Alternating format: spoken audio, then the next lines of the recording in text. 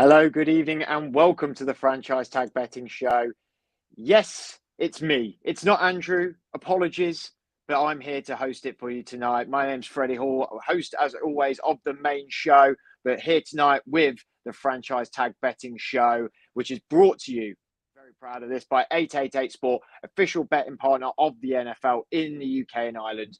Check out this website, but we've got right in front of us. Now you're completely au fait with it. There it is right in front of you. It's easy to get around. We're going to show you tonight for all of the latest playoff and Super Bowl odds.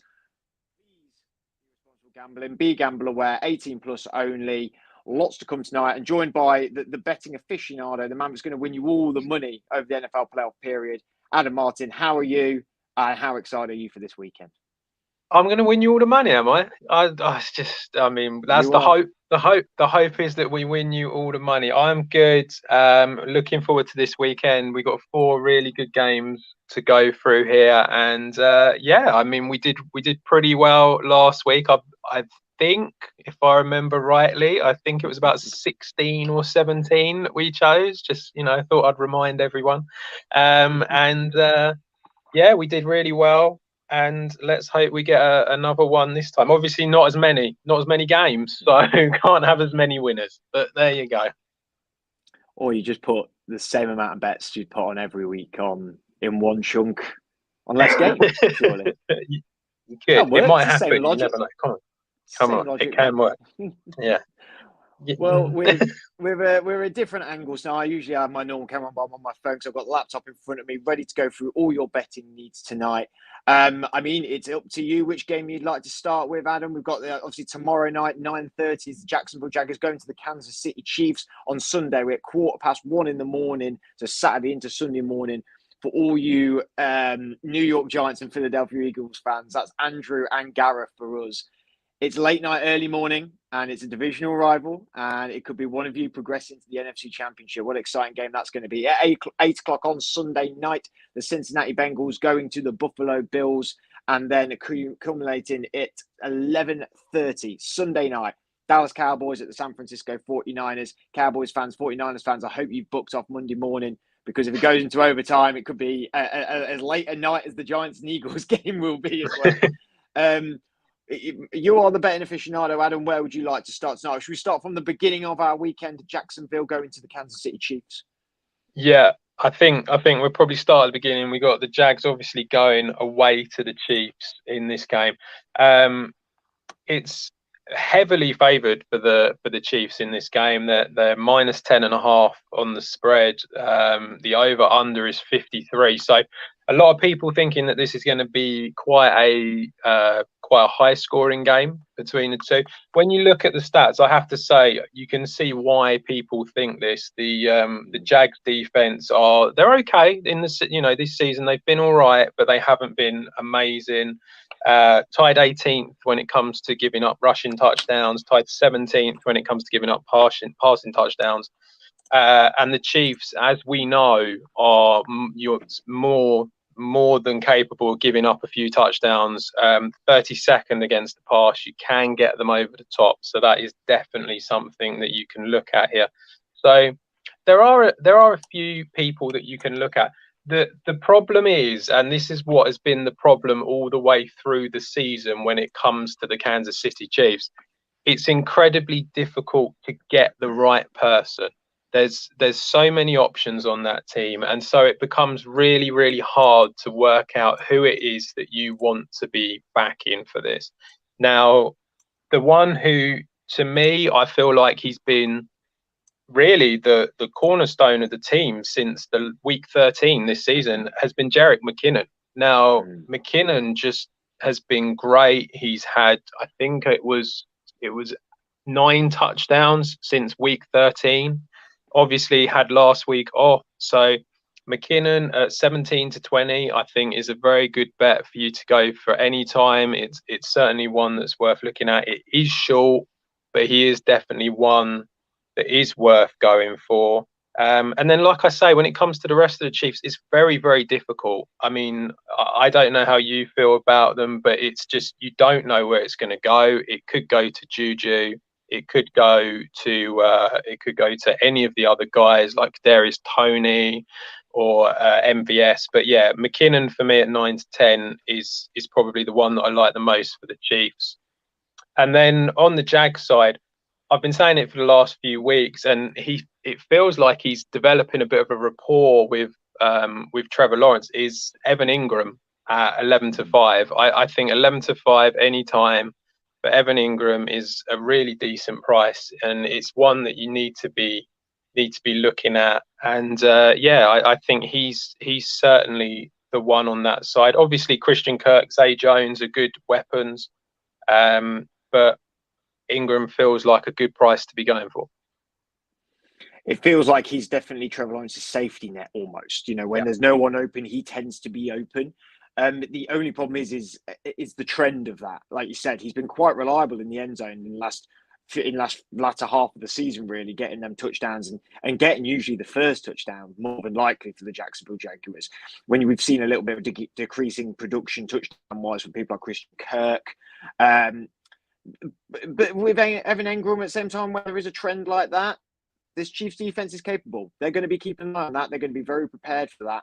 It may be someone like Marvin Jones Jr. who does get in maybe first or at any time, I suppose, because I feel like in these games, it tends to be someone you don't expect. We see a massive trend of that. I always think it's like with Jerick McKinnon. He's done so well the last few weeks, but it wouldn't be shocking if suddenly like Noah Gray, for example, got the first touchdown.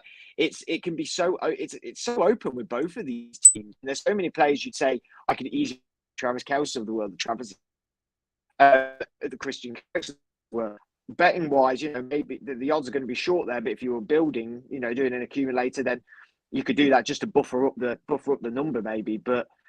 Taking a punt, if you were going to take a punt and go for some of the bigger names, I think Evan Ingram's got to be in there. I think he's got to be on your betting slip straight away. Yeah, I think definitely Ingram is worth looking at. As you said, Noah Gray actually isn't a completely crazy shout. Actually, I mean, we've seen in previous years that he has managed to sort of like get involved. He is the second tight end of that team. There's so many plays that are sort of like have been made for Travis Kelce, but the problem is everyone's going to be marking Travis Kelce. So when they put Noah Gray out there, sometimes you don't necessarily see him as the threat that he actually is. At 9 to 2, he is a really good price to be looking at. So Noah Gray is certainly someone that you can look at, but like I say, for me, when it comes to the Chiefs, it's been like it all year. It's near impossible to work out which receiver's actually going to do anything. And to be honest, because of that, it normally does fall to Kelce and McKinnon, and they're kind of the two that it is. The one person that we haven't mentioned for this one, who is like really quite heavily favoured to score, is Travis Etienne at 10 to 11. Now, my only concern with Etienne in this game is that you're going up against the Chiefs defense that were tied 5th against rushing touchdowns. They might give up some yards, but they're pretty good when it comes to stopping the rushing touchdowns from happening. So I think because of that, I personally would steer clear of him. It feels to me like every man and his dog would go the Chiefs could easily win this, but I really feel the Jags have just got something going on at the minute. They're having that rub of the green at the minute. They put on I know it was an awful first half performance, and Lawrence got 4 picks. I wouldn't be dreaming that he's going to get 4 picks again, especially in the first half against his Chiefs defense. But they really bounced back, and they showed some. They were formidable, and the Chiefs at times have been caught. They've been caught watching, haven't they? They've been caught ball watching. It feels like, and lesser teams have really held their own against the Chiefs and pushed them to the limit. Yeah, I think with the Chiefs this year, it's kind of almost like been just doing enough is probably what the what you could say for the Chiefs. They had a decent record, obviously being the first number 1 seed in the AFC. You've got to have a good record and play well in order to get there. But you do feel like they're not necessarily the explosive team of what they were a couple of years ago. Having said that, they still keep winning. And I think that's something that a lot of people don't really give them necessarily the credit that they deserve because of that. And I think when you've got that kind of offensive mind of Andy Reid there, and of course you've got Mahomes who can pretty much do whatever he wants when he's on the field, I think it's going to be very tough. The Jags they've done really well this year. They've had an incredible season and they've done really, really well. And come back against the Chargers, they did really, really well. I just feel that this might just be one step too far for them. It's certainly an interesting one. And it's also probably, I mean, out of all the matchups that are going to be happening this weekend, Doug Peterson being on the other side for the Jags, it's going to be a really fun coaching matchup as well as, on the field. They're definitely going to be delving hopefully deep into their books of magic plays and hopefully seeing some more snow globes from Patrick Mahomes, as they called that play the other week, but when they ran around in circle, pocket full of posies sort of lineup that they did. So are we moving on to the next game? We're going to have a look at the next game now? Yeah. So if you want to move on to the Giants and the Eagles. So it's the Giants-the-Eagles game. Yeah. So now, for people in the world that don't know, me, Adam and Andrew are actually meeting up tomorrow and having a couple of drinks and chewing the fat over NFL. And Andrew coming from Leicester, staying at mine. And I don't know what the happy medium is going to be alcohol-wise, Adam, because I feel like we want to consume alcohol. And last time we were all together, we did get fairly drunk. But at the same time, Andrew's going to have one eye on the prize of staying up till like 5 or 6 in the morning, surely. I say we just get him drunk. It's not a problem. He'll be fine. What's the worst that can happen? I mean, I don't care. I'm not going to be staying there, so that's all right. But yeah, I mean, obviously the Saturday night, like early Sunday morning for us game, the Giants at the Eagles. I think it's going to be quite an interesting game. It's the Eagles have won both of these games that they've played so far this season, and it feels, as well as the Giants have played, and they did play last week, play well against the Vikings last week, it feels like the Eagles is a step up in this particular matchup. When it comes to the Giants, there's a couple of guys that I like the look of, and I also know it's like, I know I've just said, I think it's going to be tough, but I do think this will be quite a close game. And on the spread, you've got +7.5 there. So at 10-11, I do quite like that for the Giants. I think they can keep this game pretty close. When it comes to the over/under 47.5, I think it's probably about right. It's difficult to kind of think that there's going to be any more or any less points in this game, and be really confident about it. So I think that the +7.5 is good, but the total not too keen on. I like the Eagles to win it, but I think they'll probably only just get over the line a little bit. I could almost see this being a bit of a field goal kind of win, this game. When you look at the Giants players, I mean, it is that the offense is starting to get better compared to what it has been, certainly in the season. I think Saquon Barkley is obviously the main guy to be looking at. He's been great this year, and it's going to be very difficult for an Eagles defense who, although they've been a bit hit and miss against the run. They're down as tied 16th against rushing touchdowns this season.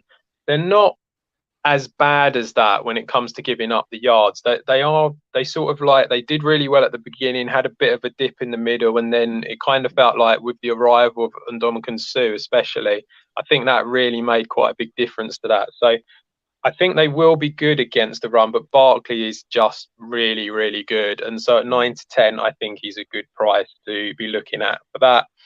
And then the only other one really on the Giants side that I like the look of, and I think is probably going to do well in this game, is Isaiah Hodgins. Now, we had him last week. That's exactly where I was going to go with this conversation. So we had Hodgins last week and got us a winner. I feel like Hodgins has got a very good chance of getting in again. I know the Eagles defense is a much better defense than what the Vikings are, especially against the pass. But I just feel like Hodgins has got a bit of a rapport with Daniel Jones. It almost feels like he's becoming the wide receiver one there. And, he's had a few touchdowns in the back end of the season. He's then had another one last week in the first round of the playoffs. So at 5-2, I think he's a really good price and one that you probably want to be looking at, certainly for the Giants. He's definitely worth looking at. On the Eagles side, it is difficult, and the reason it's difficult is that the odds are so short. It's like, you've got Jalen Hurts, who's odds on. You've got AJ Brown, who's odds on. You've got Miles Sanders, who's odds on. It feels like you're not really getting much value for any of these guys. Now, they all have the potential to get in, although I have to say I'm not particularly keen on Sanders for this game. But they all have the potential to get in.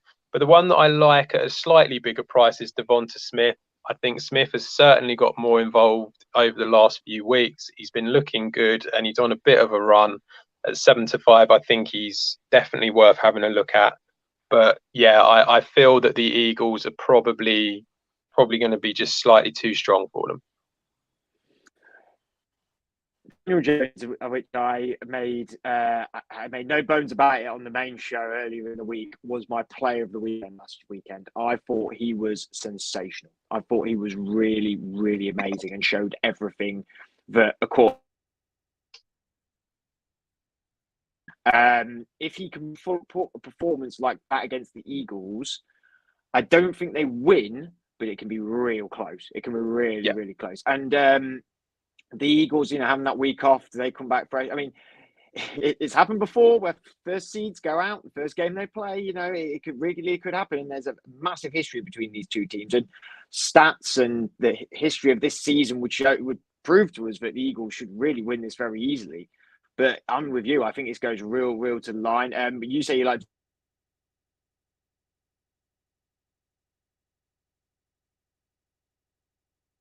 Scott. And he's a big game player, isn't he? He's a big game player, and he really comes out. And they've got some good corners, and they've got pretty decent linebackers, the Giants. But Goddard's the sort of guy who can definitely be a force in the end zone. So at that 9-5 there for any time, I think is really a really good odd there. But like you said, when you look down the board, I mean, Daniel Bellinger. Could you think about maybe Daniel Bellinger, or is that too much of a risk? Do you think at the minute? I think that Bellinger is certainly a player he's going to be out there quite a bit. He's certainly shown that he's capable. I just sort of worry that I feel like when it comes to the Giants, with the emergence of Hodgins, and you've got Richie James there, who's kind of got more involved. Darius Slayton is kind of there for the bigger sort of chunk play. I feel like Bellinger is probably going to be more about moving the chains and just sort of like, if they need to dump the ball off, then he's going to be there for short passes. And that's kind of the only worry with him. I just don't see him. I mean, if they can get like in the red zone, then obviously they've got a good chance of being able to do that with him. We've seen him score before, so he is capable. I just not 100% sure on him.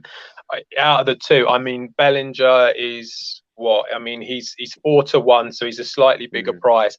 But out of the two, I'd probably rather be going for Hodgins in this one.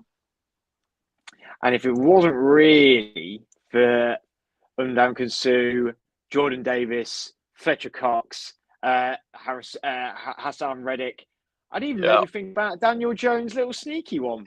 But when you list them sort of names off, you think Daniel Jones is not going to be sneaking in no touchdowns at any point. Guys in the way, eh? It's going to be very tough. I mean, it's something that we've said. Daniel Jones obviously likes to rush the ball as well. He's not afraid to run it. You're going to find. I think you will find that there'll be plays with Daniel Jones where he will have to use his legs just because it will break down, and that's just what he's going to have to do. But yeah, it's going to be tough, and I think for him to be able to do that is going to be tough. Like I say, you can run on this Eagles defense a little bit, but they are getting better, which is the biggest concern there. So yeah, I think it'd be tough for him to score. But at 21-10, if you believe it, it's a good price. Dude was running like Lamar Jackson in the first quarter. He was so good. He was so good on the run there. Loads going on in the playoffs, we're very excited about, and more NFL content coming our way from the Franchise Tag podcast. But also get your eyes over to 888 Sport as well, because there is a big competition going down between a few friends of ours here at the Franchise Tag. Ash, George, Andre, and Sam all competing to go to the Super Bowl with hosts Vernon Kay and Jason Bell. Episode 2 is now up of their predictions. They're in it to win it. I believe Ash topping the table, I believe. I'll have to quick old table up here, but I think she is at the moment. She has 6 points. George, our good friend George Edgerton, who we really do want to go to the Super Bowl. I mean, we like all 4 of these people. They're really great. They're fantastic with the NFL UK. But George holds a special place in our heart. But he's currently on 5 points behind Ash, 4 points for Dre, 3 points for Sam. Sam's got a lot to do to catch up here, but all to pour. Great fun on that show. I just watched a little clip of it before I came on, and there was a certain point where Vernon got rather excited. So you better go check that out over at the 888 Sport, which is at 888 Sport on Twitter, 888 Sport on Instagram, all on social media, all on YouTube. Make sure you go and check that out before this weekend kicks off. Let's move on to our next game of that weekend, which would be on the Sunday night. The Cincinnati Bengals going to the Buffalo Bills. Fireworks. This game could be pure fireworks, couldn't it? It could. It really could. And I hope, we're all hoping that it is going to be. And I kind of feel like there's probably a strong chance that it will be. Both of these quarterbacks are not going to want to give an inch against each other. They're going to want to prove something. And so I do really like the look of this game. The over-under is at 49. I mean, it's difficult because with playoff games, you do kind of feel that defenses kind of come to the fore and it does slow it down a little bit. I just get the feeling that despite the fact that both these teams have got good defenses, and actually the one thing that everyone goes on about the Bills defense and how good it is. You actually look at the stats, the Bengals are ranked better over the pass and rushing touchdowns. They are a better defense than what the Bills are ranked. So in theory, if both of these defenses turn up, this should slow down the scoring quite a lot. But with these quarterbacks and with these offensive weapons that are out there, it just feels like it's going to be incredibly difficult for that to happen. And it feels very much like this could be like a Bills Kansas City Chiefs game from a year or two ago. That is the type of game that we've got here. So I quite like the over at 49. I think there's a strong chance that you're going to get the over at 10 to 11. I really like the Bengals plus 5.5. I think that this Bengals team are kind of being disrespected a little bit here. The idea that they're being given a 5.5 point lead here seems pretty crazy to me. Although the Bills side looked good, they did stutter a little bit against the Dolphins and weren't quite as good as what we all thought they were going to be. I know the Bengals are away from home, but the Bengals still look like a good side. And that Bills offense went up against the Dolphins defense that isn't that great. Whereas for the Bengals went up against a Ravens defense, which is pretty solid. So to me, I feel like the Bengals at plus 5.5 is a really good bet. When it comes to touchdown scorers, on the Bengals side, it's pretty much the same guys as normal as what we've been saying over the last few weeks. You have to like Jamar Chase at 23 to 20. If you can get Jamar Chase like odds against, then he's worth backing. It's that simple with him. So really like the look of Jamar Chase. Really like the look of T. Higgins at 13 to 8. I think that's a huge price. He popped out straight away as soon as I scrolled down. Yeah, I was like, that's a really good price. That price for T. Higgins is huge. I know it's because they're away, but you have to feel that Chase is going to get the best defender going up against him, in which case it opens up Higgins a little bit. And then just further down the list, really, when it comes to the Bengals, now we did this last week and we got it at 5 to 1. He's 5 to 1 again this week. I think it's probably going to be a bit harder to get this one through, but Joe Burrow again at 5 to 1 for a sort of like a QB sneak. I could see it happening again. And at 5 to 1, it's such a big price that you feel like you have to sort of go for it. So that's kind of who I like on the Bengals side. On the Bills side, it is a little bit difficult because, like I say, you're going up against this really strong defense in the Bengals. They're ranked 7th against rushing touchdowns, 4th against passing touchdowns. So it's really tough to look at it. Diggs has kind of disappeared a little bit. I mean, he's been around, but he hasn't been scoring touchdowns that much. So at even money, it feels a little bit short for him. Josh Allen obviously has the potential to get in at 7-5, but it's a bit short for me for a quarterback to score. I'm not that keen. Singletary, again, someone I'm not particularly keen on. But the two guys that I do like the look of, and again, it was kind of what we said last week, and I feel like there's a chance that these are the two guys again. Dawson Knox at 15-8. I think that's a good price for Knox, who seems to just be getting more and more involved as the season has gone on. He just has sort of like, he's turned up as a red zone target. It feels like Josh Allen is more comfortable with him.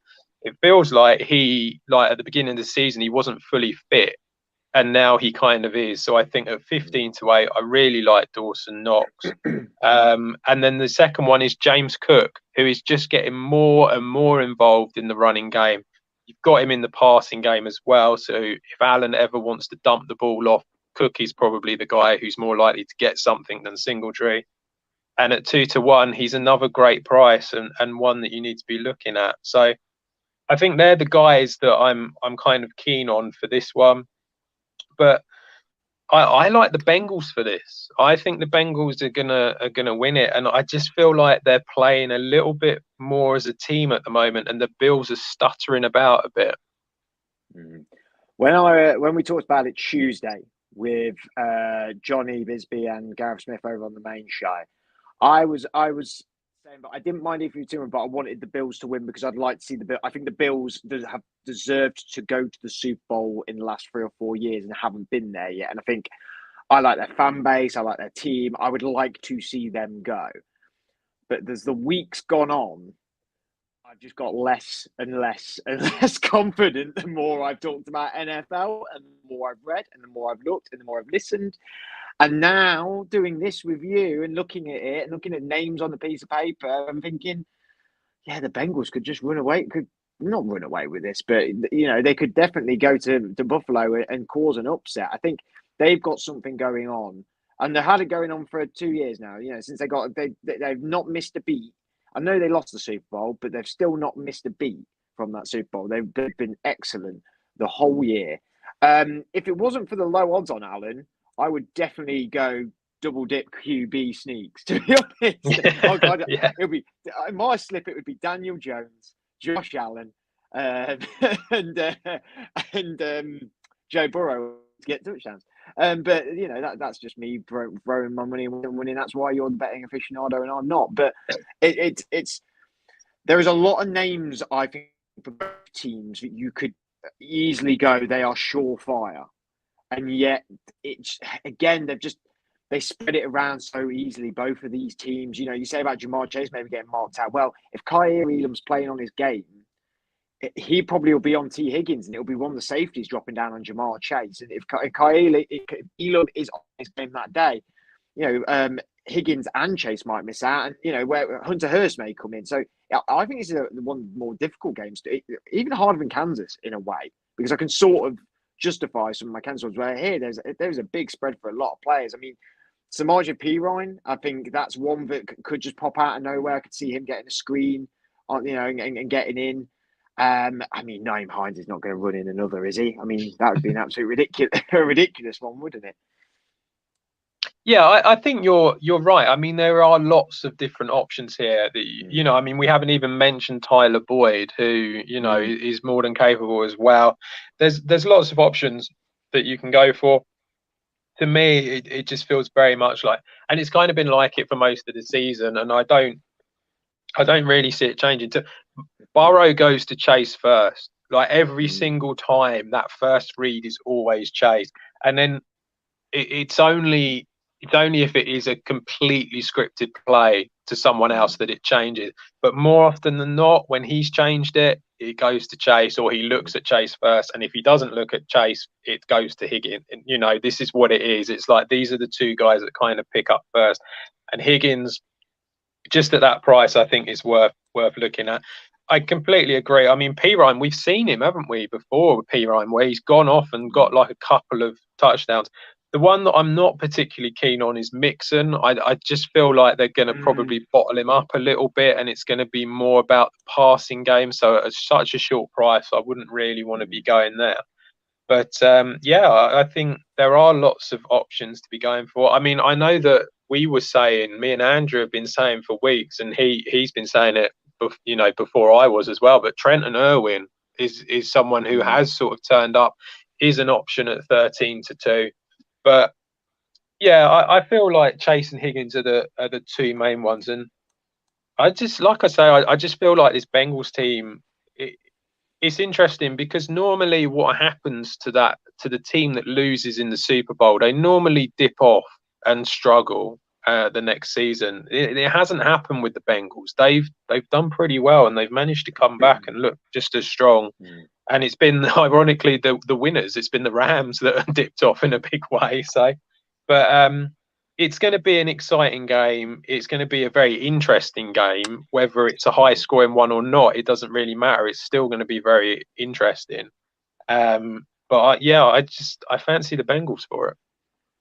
And it was like you were saying, Dolphins took the Bills to the edge. Like Jalen Waddle and Tyreek Hill don't drop some of them catches. This could be a completely different game. The Dolphins could be going through, and it was like I said on Tuesday. Big players make big moments in big games, and Ja'Marr Chase he's that guy. Jalen Ramsey's been saying it all year. I'm that guy. I think Ja'Marr Chase is that guy. He's never shied away from the big occasion so far. I know he's only a year in, nearly 2 years in by the end of this season. So.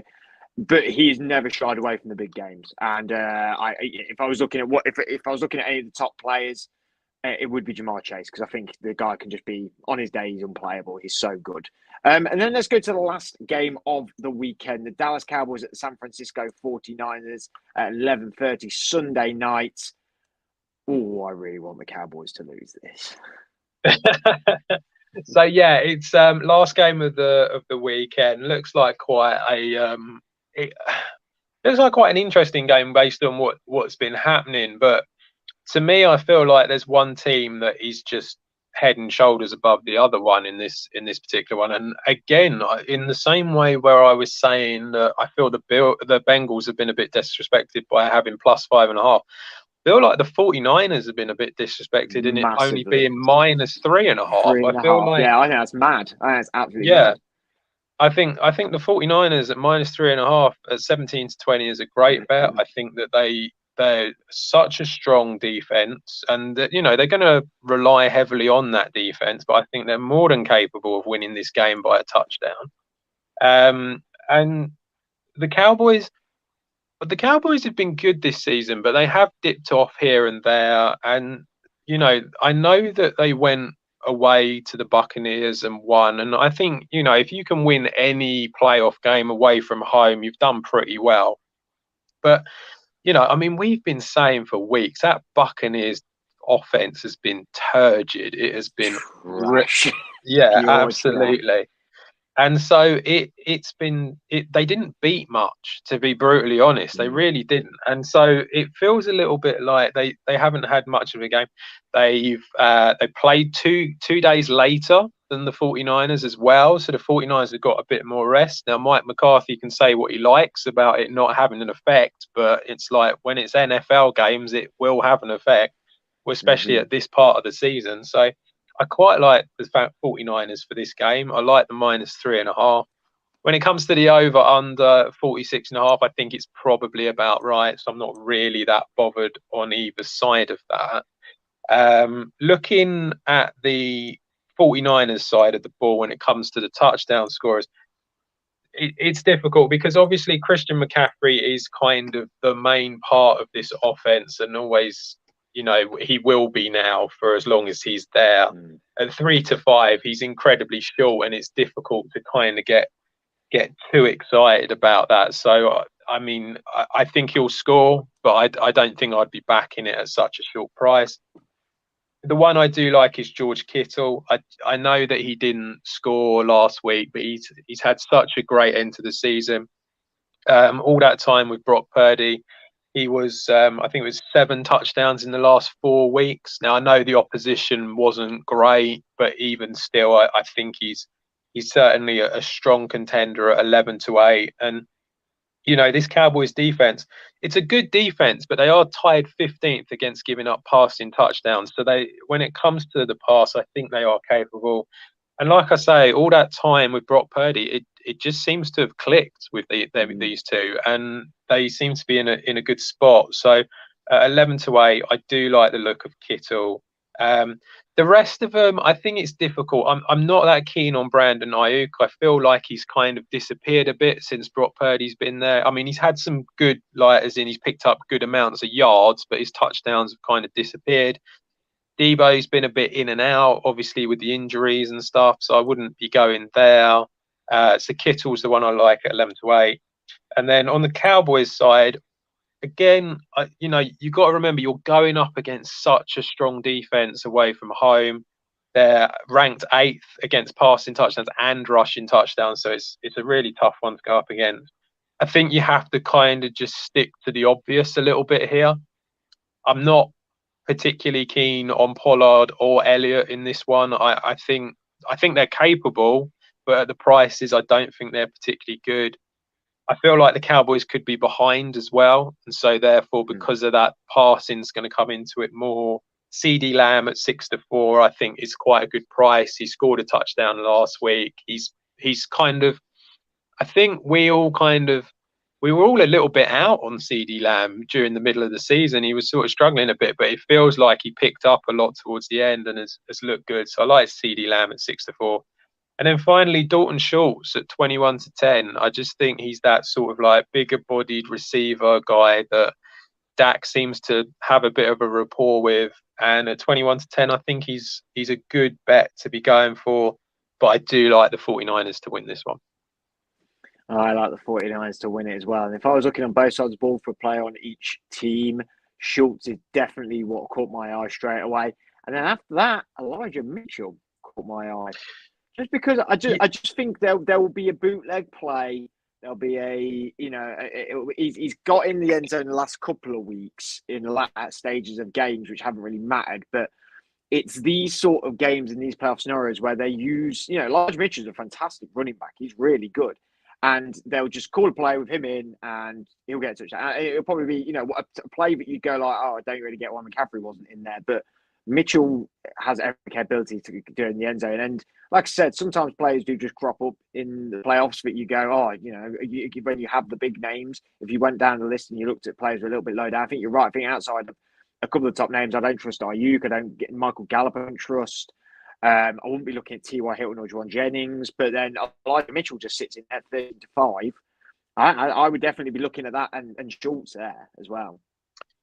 Yeah, so last week we had Elijah Mitchell who scored. At 13-5, he's a good price. You have to bear in mind that obviously Christian McCaffrey is not going to be out there for 100% of the plays, and Mitchell is going to be the guy who comes in.